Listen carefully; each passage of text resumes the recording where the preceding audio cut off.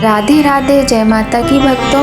आप सभी का स्वागत करती हूँ स्पिरिचुअल ज्ञान साधना में और आप सभी से अनुरोध करती हूँ कि स्पिरिचुअल ज्ञान साधना को सब्सक्राइब कर लीजिए और बेल आइकन को प्रेस कर दीजिए ताकि आपको नई नई वीडियोस का नोटिफिकेशन। श्री विष्णु भगवान की कृपा हो सब पर अपरंपार, कार्तिक मास का कमल करे 15वां विस्तार। श्रीमन नारायण नारायण नारायण, भज मन नारायण नारायण नारायण, सत्य नारायण नारायण नारायण। जय माता की। राधे राधे भक्तों, कैसे हैं आप सभी लोग? आशा करते हैं सभी लोग बहुत अच्छे होंगे। बताने के लिए कमेंट में जय माता की राधे राधे अवश्य ही लिखिएगा। तो भक्तों, आज की वीडियो में हम आपको सुनाएंगे कार्तिक मास महात्म्य के 15वें अध्याय की कथा। तो चलिए प्रारंभ करते हैं आज की बहुत ही सुंदर कथा। बोलिए गणेश भगवान की जय, गौरी शंकर भगवान की जय, लक्ष्मी नारायण भगवान की जय, तुलसी मैया की जय, गौ माता की जय। जैसे कि हम सभी जानते हैं कार्तिक मास चल रहा है। कार्तिक मास का विशेष महत्व होता है। हमारे शास्त्रों में, पुराणों में बहुत अधिक महत्व होता है कार्तिक मास का। कार्तिक मास में भगवान नारायण 4 महीने की योग निद्रा से जागते हैं, जिस दिन देवशयनी एकादशी होती है, जो कि कार्तिक शुक्ल पक्ष की एकादशी तिथि को होती है। उस दिन भगवान विष्णु 4 महीने की योग निद्रा पूर्ण करके पुनः जागते हैं और समस्त देवी देवता भगवान नारायण का भव्य स्वागत करते हैं और भगवान शिव भगवान विष्णु के हाथों में समस्त संसार का कार्यभार सौंप देते हैं। और इस महीने में तुलसी मैया की महिमा अपरंपार है। इस महीने में नारायण की पूजा, इस महीने में लड्डू गोपाल की पूजा, साथ ही शालिग्राम भगवान का पूजन, तुलसी मैया का विवाह, अनेक प्रकार के धार्मिक त्यौहार होते हैं। साथ ही पूरा महीना, कार्तिक का पूरा महीना त्योहारों से भरा होता है। तुलसी माता में सुबह शाम दीप दान करने से भगवान नारायण की विशेष कृपा प्राप्त होती है। तो चलिए प्रारंभ करते हैं कार्तिक मास महात्म्य के 15वें अध्याय की कथा। राजा पृथु ने नारद जी से पूछा, हे मुनिश्रेष्ठ, तब दैत्यराज ने क्या किया? वह सब मुझे विस्तार से सुनाइए। नारद जी बोले, मेरे नारद जी के चले जाने के बाद जलंधर ने अपने राहु नामक दूत को बुलाकर आज्ञा दी कि कैलाश पर एक जटाधारी शंभु योगी रहता है, उससे उसकी सर्वांग सुंदरी भार्या को मेरे लिए मांग लाओ। तो कल हमने 14वें अध्याय में जो कथा सुनी थी, उसमें नारद जी ने दैत्यराज को माता पार्वती के विषय में बताया था। उसके आगे की कथा आज आप सुन रहे हैं। तब दूत शिव के स्थान में पहुंचा, परंतु नंदी जी ने उसे भीतर सभा में जाने से रोक दिया, किंतु वह अपनी उग्रता से शिव की सभा में चला ही गया और शिव के आगे बैठकर दैत्यराज का संदेश कह सुनाया। उस राहु नामक दूत के ऐसा कहते ही भगवान शूलपानी के आगे पृथ्वी फोड़कर एक भयंकर शब्द वाला पुरुष प्रकट हो गया, जिसका सिंह के समान मुख था। वह नृसिंह ही राहु को खाने चला। राहु बड़े जोर से भागा, परंतु उस पुरुष ने उसे पकड़ लिया। उसने शिवजी की शरण ली, अपनी रक्षा मांगी भगवान भोलेनाथ से। भगवान भोलेनाथ ने उस पुरुष को राहु को छोड़ देने को कहा, परंतु उसने कहा, मुझे बड़ी जोर की भूख लगी है, मैं क्या खाऊं? मैं इसी को खाऊंगा। महेश्वर ने कहा, यदि तुझे भूख लगी है तो शीघ्र ही अपने हाथ और पैरों का मांस भक्षण कर ले। और उसने वैसा ही किया। अब केवल उसका सिर शेष मात्र रह गया। तब उसका ऐसा कृत्य देख शिवजी ने प्रसन्न हो उसे अपना आज्ञा पालक जान अपना परम प्रिय गढ़ बना लिया। उस दिन से वह शिवजी के द्वार पर स्वकीर्तिमुख नामक गढ़ होकर रहने लगा। बोलिए भगवान भोलेनाथ की जय, बोलिए गौरी शंकर भगवान की जय, लक्ष्मी नारायण भगवान की जय। तो बहुत ही सुंदर ये आज का अध्याय था, जो कि बहुत छोटा था। आज हमने ये अध्याय की कथा सुनी है। आज हमने कार्तिक मास महात्म्य के 15वें अध्याय की कथा सुनी है। आपको कथा कैसी लगी कमेंट करके ज़रूर बताइएगा। तो भक्तों, आज हम आपको एक बहुत ही सुंदर भगवान भोलेनाथ और भगवान विष्णु की कथा सुनाने जा रहे हैं। कथा को अत्यंत प्रेम और भक्ति तथा श्रद्धा के साथ पूर्ण भाव भक्ति के रस से परिपूर्ण होकर सुनिएगा। आप सभी को कथा बहुत आनंददायक लगेगी और भगवान की भक्ति प्राप्त होगी। तो चलिए प्रारंभ करते हैं। क्या आप बद्रीनाथ की कहानी जानते हैं? यह वो जगह है जहाँ शिव और माता पार्वती रहते थे। यह उनका घर था।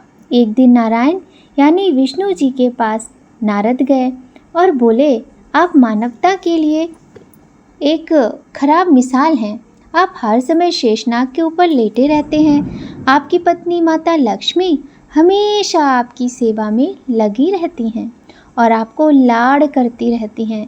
इस ग्रह के अन्य प्राणियों के लिए आप अच्छी मिसाल नहीं बन पा रहे हैं प्रभु। आपको सृष्टि के सभी जीवों के लिए कुछ अर्थपूर्ण करना चाहिए। इस आलोचना से बचने और साथ ही अपने उत्थान के लिए भगवान को भी ऐसा करना पड़ता है। विष्णु जी ने तप और साधना करने के लिए सही स्थान की तलाश की और वे नीचे हिमालय तक आ गए। वहाँ उन्हें एक स्थान मिला, बद्रीनाथ, एक अच्छा सा छोटा सा घर जहाँ सब कुछ वैसा ही था जैसा उन्होंने सोचा था। साधना के लिए सबसे आदर्श जगह उन्हें यही लगी। वह उस घर के अंदर गए। घुसते ही उन्हें पता चला कि यह तो भगवान भोलेनाथ का निवास है और वह तो बड़े ही उग्र स्वभाव के देव हैं। अगर उन्हें गुस्सा आ गया तो वह आपका ही नहीं खुद का भी कुछ भी कर सकते हैं। ऐसे में नारायण ने स्वयं को एक छोटे से बच्चे के रूप में बदल लिया और घर के सामने बैठ गए। उस समय शिवजी और माता पार्वती कहीं जा रहे थे। जब वे घर वापस लौटे तो उन्होंने देखा कि एक छोटा सा बच्चा ज़ोर ज़ोर से रो रहा है। माँ पार्वती को दया आई। उन्होंने बच्चे को उठाने की कोशिश की। भगवान भोलेनाथ ने माता को रोकते हुए कहा, इस बच्चे को मत छूना। माता पार्वती ने कहा, इतनी क्रूरता क्यों दिखा रहे हैं प्रभु? कैसी नासमझी की बात कर रहे हैं? मैं तो इस बच्चे को उठाने जा रही हूँ। देखिए तो कैसे रो रहा है। शिवजी बोले, जो तुम देख रही हो उस पे विश्वास मत करो। मैं कह रहा हूँ ना, इस बच्चे को मत उठाओ। बच्चे के लिए माँ पार्वती की स्त्री सुलभ मनोला भावना ने उन्हें शिवजी की बातों को नहीं मानने दिया। उन्होंने कहा, आप कुछ भी कहें, मुझे कोई फ़र्क नहीं पड़ता। मेरे अंदर की माँ बच्चे को इस तरह रोते हुए नहीं देख सकती। मैं भाव विभोर हो रही हूँ। मैं इस बच्चे के रुदन से अत्यंत भावुक हो रही हूँ। मैं तो इस बच्चे को उठाऊंगी। और यह कहकर उन्होंने बच्चे को उठाकर अपनी गोद में ले लिया। बच्चा पार्वती माता की गोद में बहुत ही आनंद से था और भगवान भोलेनाथ की तरफ बहुत खुश होकर देख रहा था। शिव जी इसका नतीजा जानते थे, लेकिन करें तो क्या करें। इसलिए उन्होंने कहा, ठीक है, चलो देखते हैं कि क्या होता है। माता पार्वती ने बच्चे को खिला पिलाकर चुप कर दिया और वहीं घर पर छोड़कर खुद शिवजी के साथ गर्म पानी से स्नान करने के लिए चली गई। वहाँ पर गर्म पानी के कुंड हैं। उसी कुंड पर स्नान करने के लिए भगवान शिव और माँ पार्वती चले गए। लौट कर आए तो देखा कि घर अंदर से बंद था। शिवजी तो जानते ही थे कि अब खेल शुरू हो गया है। पार्वती माता हैरान थी कि आखिर दरवाज़ा बंद किया तो किसने किया? मैं तो अंदर एक नन्हे मुन्ने बच्चे को छोड़कर आई थी। शिवजी बोले, मैंने कहा था ना कि इस बच्चे को मत उठाना। अब अंदर से दरवाज़ा उसने बंद कर लिया है। माता पार्वती ने कहा, प्रभु कैसी बात कर रहे हैं? इतना छोटा बच्चा, मुझे तो उसकी चिंता हो रही है। वह कैसे दरवाज़ा बंद कर सकता है? भगवान भोलेनाथ ने कहा, अभी भी तुम्हें मेरी बात पर विश्वास नहीं हो रहा है? तो पार्वती माता ने कहा, अब हमें क्या करना चाहिए? शिव जी के पास दो विकल्प थे। एक जो भी उनके सामने है उसे जलाकर भस्म कर दें और दूसरा वे वहाँ से चले जाएं। और कोई रास्ता उन्हें नहीं नज़र आ रहा था। उन्होंने कहा, चलो कहीं और चलते हैं, क्योंकि यह तो तुम्हारा प्यारा बच्चा है, इसलिए मैं इसे स्पर्श नहीं कर सकता। मैं अब कुछ नहीं कर सकता, चलो कहीं और चलते हैं। इस तरह भगवान भोलेनाथ माता पार्वती को अवैध रूप से वहाँ से निष्कासित कर दिया गया। वे दूसरी जगह तलाश करने के लिए पैदल निकल पड़े। बद्रीनाथ और केदारनाथ के बीच एक चोटी से दूसरी चोटी के बीच सिर्फ 10 किलोमीटर की दूरी है। आखिर में वह केदारनाथ पे बस गए और इस तरह भगवान शिव ने अपना घर स्वयं छोड़ दिया। अब हम आपको एक और बहुत ही सुंदर भगवान नारायण और भोलेनाथ की कथा सुनाते हैं। हमारे भगवान भोलेनाथ, देवों को देव महादेव के विषय में कौन नहीं जानता। वे करुणामयी हैं, वो बहुत ही दयालु हैं, इसीलिए उनका नाम भोलेनाथ रखा जाता है। थोड़ी सी भक्ति और थोड़ी सी श्रद्धा लेकिन सच्ची होनी चाहिए, उससे वो इतनी शीघ्र प्रसन्न हो जाते हैं कि कोई देव इतनी जल्दी प्रसन्न नहीं होता और अपने भक्तों में कोई भेदभाव नहीं करते हैं। किसी की इच्छा पर बच्चों की तरह भोलापन ही दिखाते हैं। एक बार क्या हुआ, एक बार गजेंद्र नामक एक असुर था। गजेंद्र ने बहुत तप किया और शिवजी से ये वरदान पाया कि वह जब भी उन्हें पुकारेगा शिवजी को आना होगा। त्रिलोकों के सदा शरारती नारद जी ने देखा कि गजेंद्र हर छोटी छोटी बात के लिए शिवजी को पुकार लेता था, तो उन्होंने गजेंद्र के साथ एक बहुत बड़ी चाल चल ली। उन्होंने गजेंद्र से कहा, तुम शिवजी को बार बार क्यों बुलाते हो? वह तुम्हारी हर पुकार पर आ जाते हैं। क्यों नहीं तुम उनसे कहते कि वह तुम्हारे अंदर आ जाएं और वहीं रहें, जिससे वह हमेशा तुम्हारे अंदर होंगे। गजेंद्र को ये बात बहुत अच्छी लगी और फिर उसने शिवजी की पूजा की। जब शिवजी उसके सामने प्रकट हुए तो वह बोला, आपको मेरे अंदर आना होगा। आप कहीं मत जाइए शिवजी। अपने भोलेपन में एक लिंग के रूप में गजेंद्र में शिवजी प्रवेश कर गए और वहाँ रहने लगे। फिर जैसे जैसे समय बीता, पूरा ब्रह्मांड शिवजी की कमी महसूस करने लगा। कोई नहीं जानता था कि वह कहाँ हैं। सभी देव और गण शिवजी को खोजने लगे। काफ़ी खोजने के बाद जब कुछ भी पता नहीं चला, कोई पता लगा ही नहीं पाया कि आखिर भोलेनाथ हैं कहाँ, तो हल ढूंढने के लिए वह सभी देव भगवान विष्णु के पास गए। भगवान विष्णु ने स्थिति देखी और कहा, वह गजेंद्र के अंदर हैं। फिर देवों ने उनसे पूछा कि शिवजी को गजेंद्र के अंदर से कैसे निकाल सकते हैं, क्योंकि गजेंद्र शिव को अपने अंदर रखकर अमर हो गया था। हमेशा की तरह विष्णु जी ने सही समय देखा।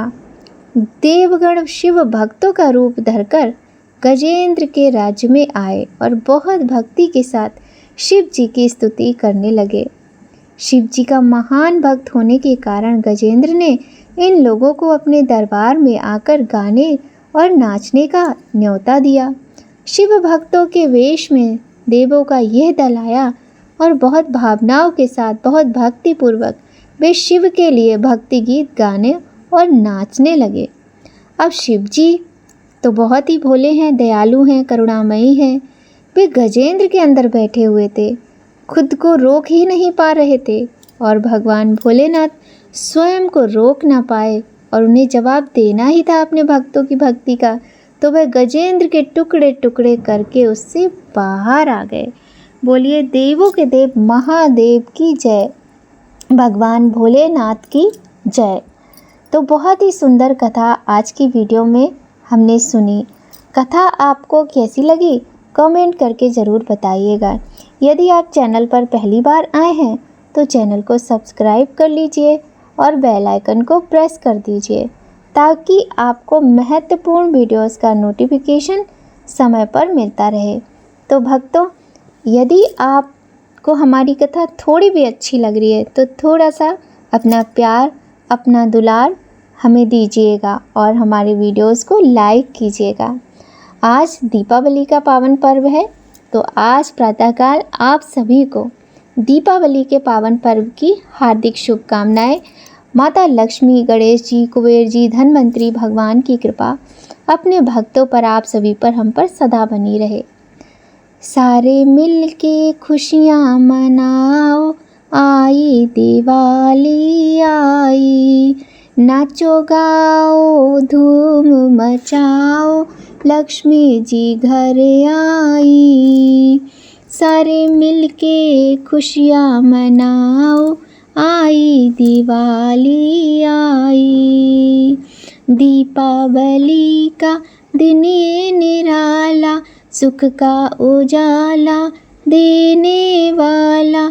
मस्ती में खोया आलम सारा, बहने लगी है प्रेम की धारा। सबके संकट दूर करेंगी लक्ष्मी जी महामाई। नाचो गाओ धूम मचाओ, देखो लक्ष्मी जी घर आई। सारे मिलके खुशियाँ मनाओ, आई आई दिवाली आई। तो हमारे प्यारे प्यारे सभी भक्तगणों को, हमारे भगवान के भक्तगणों को, स्पिरिचुअल ज्ञान साधना के सभी श्रोताओं को दीपावली के पावन पर्व की हार्दिक शुभकामनाएं। चलिए अब तुलसी माता की आरती कर लेते हैं। तुलसी महारानी नमो नमो, हर की पटरानी नमो नमो। धन तुलसी पूरण तप कीनो, शालिग्राम बनी पटरानी। जाके पत्र मंजरी कोमल, श्रीपति कमल चरण लपटानी। तुलसी महारानी नमो नमो, हर की पटरानी नमो नमो। धूप दीप नैवेद्य आरती, पुष्पन की वर्षा बरसानी। 56 भोग 36 व्यंजन, बिन तुलसी हरि एक न मानी। तुलसी महारानी नमो नमो, हरि की पटरानी नमो नमो। सभी सखी मैया तेरो यश गावे, भक्ति दान की दी जय महारानी। नमो नमो तुलसी महारानी नमो नमो, हरि की पटरानी नमो नमो। तुलसी महारानी नमो नमो, हरि की पटरानी। बोलो तुलसी मैया की जय। तुलसी माता का विशेष महत्व होता है इस महीने में, और आज दीपावली का पर्व है तो तुलसी माता के समीप एक छोटी सी रंगोली बनाएं और उसे दीपों से सजाएं। माता रानी, माता लक्ष्मी, माता तुलसी की कृपा प्राप्त होगी, क्योंकि माँ तुलसी को माँ लक्ष्मी का ही स्वरूप माना जाता है। और कार्तिक मास में हम प्रतिदिन ये सुंदर कथाएं सुनते हैं तुलसी माता के। आपको पता है, आपको पता होगा ही, बहुत सारे लोगों को नहीं पता होगा, बहुत सारे लोगों को पता होगा कि पूरे तुलसी मास प्रभात फेरी निकाली जाती है।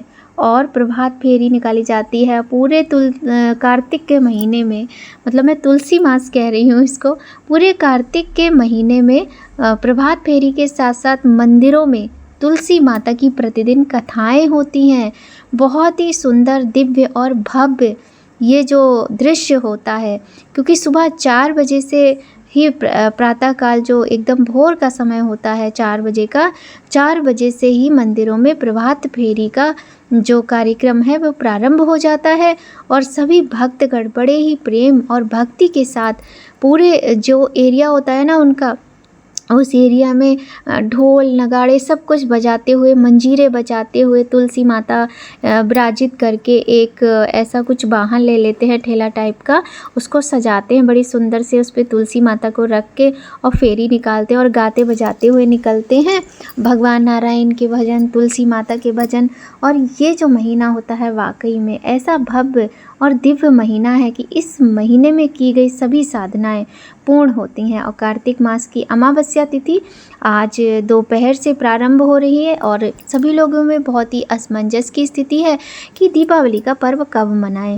तो देखिए, दीपावली दोनों ही दिन मनाएंगे। हमारे जो विद्वान प्रकांड विद्वान ब्राह्मण हैं सभी लोग कह रहे हैं कि आज भी दिवाली है और कल भी दिवाली है, किंतु कुछ विद्वान लोग कह रहे हैं कि जो हम गृहस्थ लोग हैं, मतलब गृहस्थ क्या पूरे ही लोग हैं, जो सारे लोग दीपावली मनाने वाले, उन्हें आज ही दिवाली मनानी चाहिए, क्योंकि सारे योग आज ही बन रहे हैं। और कल भी मना सकते हैं, और हम तो कहते हैं दोनों दिन मनाइए, है ना, क्योंकि भगवान का पूजा करने का अवसर यदि 2 दिन प्राप्त हो रहा है तो इससे मंगलमय तो कुछ हो ही नहीं सकता है। किंतु हाँ, अत्यंत दुविधापूर्ण स्थिति होती है कि हर त्योहार पर ऐसा ही होता है कि 2-2 दिन त्योहार होते हैं, और जो भक्त होते हैं, हम लोग भोले वाले सीधे साधे, हम लोगों को अत्यधिक मतलब मन में एक भ्रम सा रहता है, एक ऐसी स्थिति रहती है कि अब क्या करें। तो भ्रम ना पालें, दोनों दिन दीपावली मनाएं। और सभी जितने लोग भी मेरी कथा सुनते हैं, मेरे सब्सक्राइबर हैं और बाकी जितने भी भगवान के भक्त हैं, समस्त देशवासियों को दीपावली के इस सुंदर दीपोत्सव की 5 दिवसीय पर्व की हार्दिक शुभकामनाएं।